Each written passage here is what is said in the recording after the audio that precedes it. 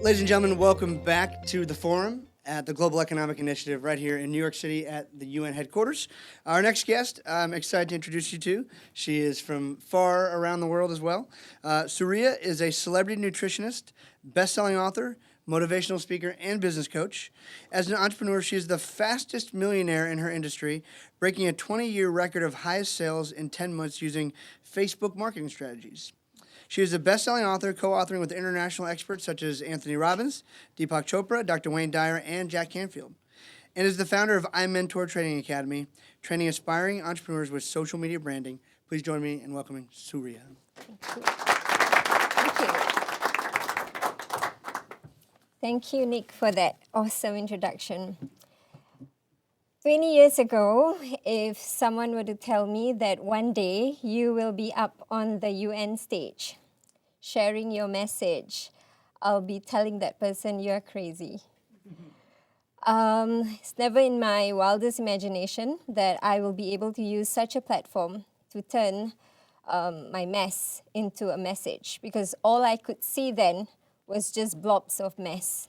Mess in my life, mess in sexual abuse, mess in physical abuse, mess in my health, mess in financial meltdown, mess in every possible aspect of my life.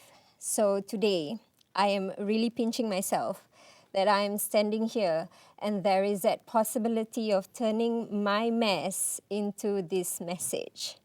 So there are turning points in our life that spark changes. So these turning points in my life came right in the beginning when I was in Singapore. Like in Singapore, it's a country that, really focuses on education. And my dad always told me that, you have to study hard and you have to get a good job. So that was all I was thinking of. So in between all of those mess, I just focused on that. And I was good in my early years, okay? And then I was good in my early teens until my hormones started raging. So right at about 17, I was very distracted with BGR, boy-girl relationships. So very, very, very distracted. Not only was I distracted, it got worse because Daddy said I had to do math and I had to do accounting, and I hated those subjects. So the BGR got me really occupied. So for my exams, I was the first to hand in my paper. So I waited for half an hour, and my A-math, there was nothing there. On my accounting paper, there was nothing there. So I turned in my paper with absolutely nothing. And I've got an excellent red carpet treatment at the principal's office at the end of the year, right? With an amazing exit out of school. So that was the beginning of my bumming around years where life was just meaningless. And that was also the beginning of all the physical abuse that came along with such relationships. So I went through that and I was just bumming around. I was working at 7-Eleven. I was working in the factory. I was just here, there, but nowhere. And my dad was completely disappointed with me. He was absolutely devastated and he did not speak. I think it brought him to utter speechlessness that he couldn't speak a word at all. It went to months and months, went to years, and he didn't speak a single word to me. So one day, something happened. This is like the turning points in life. So he came up to me, and that was really shocking because he's not spoken to me for moons. And this time it was different because he looked at me and he didn't really say much. It's just one sentence, but there were tears in his eyes. And he looked at me and he said in Malay, "Apa nak jadi dengan kau?" Which means, what's going to happen to you? And then just tears. So he's an ego man, I've never had this relationship with him. Like in Asia, we don't have, of parents saying I love you and hug you and stuff. So that was very, very meaningful to me. And it struck my heart. Yes, what's going to happen to me? What do I want to do with my life? So I set that intention that I would do something. I would take my night classes again. I would resume my A-levels and then restart again. So I did it all quietly without telling him anything. And I got my results, and my results were super. But one thing was just before I got my results. My dad passed away out of a sudden heart attack. So it dawned upon me that we don't have much time. And sometimes we can wait, but the people that matter, they can't. So that was the beginning of my wake up.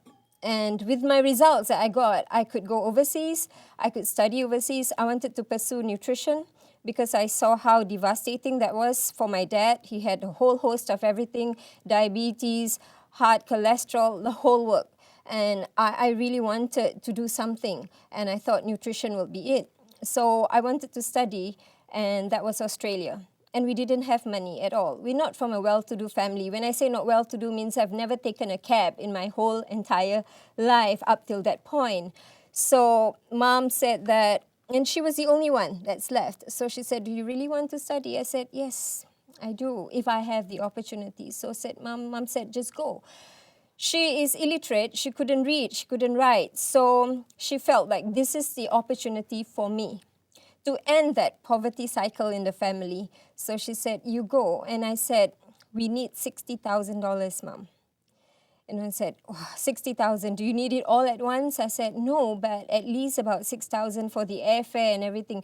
So she pawned all the jewelry that she has, and then that got me off. And now it's the rubber meets the road moment where she has to actually fund me. And this is where life starts for me, the lessons in life. It's not from the professors in my university, but it is from my mom.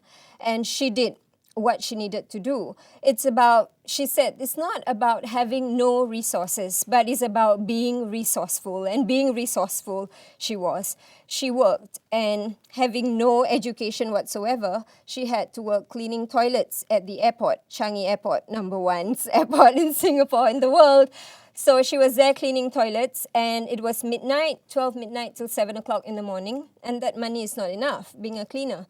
So she had to continue at the condominium cleaning again. So it's at 10 o'clock, she'll continue in the morning until 5 o'clock. And that's 2 jobs, and that's also not enough. So she's got to continue again at the restaurant, and that is at 6 o'clock in the evening until 11 o'clock, and that's like a busy crowd.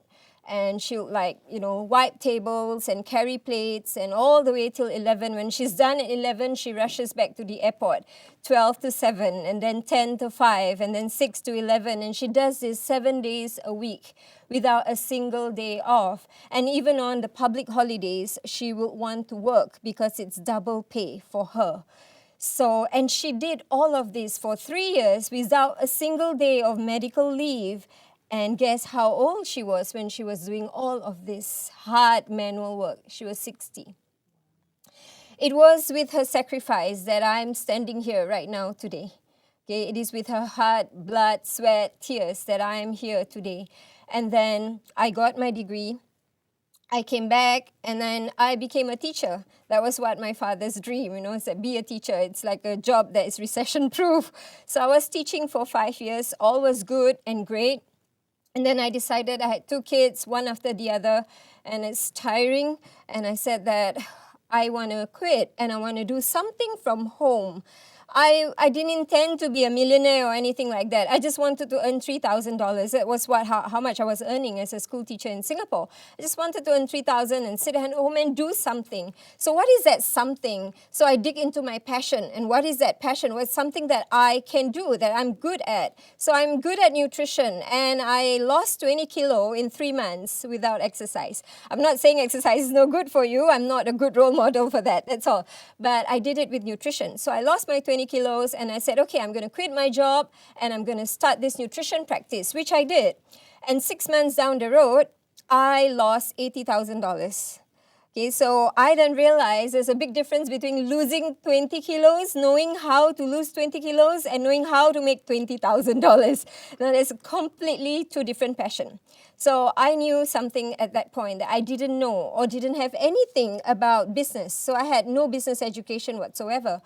So I realized that's the mistake, and the mistake is myself, and there's something that I can work on. So I decided to actually start learning. So I attend any trainings possible, I soak up on books, and I restarted again. And this time, I got back into my passion. What's the next passion? Education. because I was a teacher before. And I got a chance to study in Australia, and I got a chance to study in the US. So I got the chance to actually explore 3 different worlds of educational philosophy from 3 different countries. So I got the best of all of these, and I came out with a program called the Genius IQ Positive Parenting Program. Teaches kids how to memorize a dictionary and memorize 100, 200 words in a few minutes and stuff like that. And parents were going crazy in Singapore for those kind of things. But there was something more I wanted to do beyond the scores and the results in school. I lured the parents through the results. I brought the parents to the room, and they'll bring their kids along, and I say, just bring them along, and I'll prove to you in one session your child will be able to score 100%. And they saw that with their eyes, so they signed up. So the enrollments were off the roof. But I knew there was something more than just grades in school. I didn't want history to repeat, like what happened for me and my dad. Just because of the grades that I didn't make, he didn't talk to me. I wanted positive parenting injected in that program. So through that 2 days intensive program, yes, the kids will score and score and score, and they will be able to memorize the dictionary, memorize 100, 200 words in a few minutes, all good and great. But what I wanted was, just as when your child can score, you have to hug your child. You have to kiss your child. You have to say, I love you. You are awesome. You are great, And if they don't know how to do that, they'll be forced to do that. And it's really interesting to see in Asia, you really have to do that. So it's really uncomfortable for a parent to actually kiss and hug their child and say, I love you and all of that. So that is the essence of the Genius IQ program. So it was not just a business, it was a business with my soul, it was a business with the spirit, it was a business about not just helping kids do well. The message to parents is that, yes, help your kids do well, but love them no matter what they score. So that was all good and great. I netted about $250,000 in 2 years for someone like, zero like me. And that was really good for a business in 2 years. And something else struck me. I knew how to make money, but I don't know how to manage my money. So what happened was, all that $250,000, instead of investing in real estate property and other stuff, I invested in other people's businesses. So it went all bust, and I lost $500,000. So I lost $500,000, I lost my family, I didn't have a house, and that was the beginning of yet another disaster for me. Fast forward, what I did was, I only have a few $1,000s left, and I knew that if I want to change my life, the other turning point was to learn something that could empower me. Instead of paying the rent that was overdue, I packed my bags and I went to the US and I attended this 5 days internet marketing training, which was so overwhelming I couldn't learn anything. But there was one speaker who stood out. And she said that you must have this if you want to stand out from the crowd. You must have this if you want to get clients. And this is free and this is good. And what is that? Facebook. I'm like, okay. So I came back with just Facebook is good, Facebook is free. And that enthusiasm that I carry with me, very little sleep, and I live in Facebook.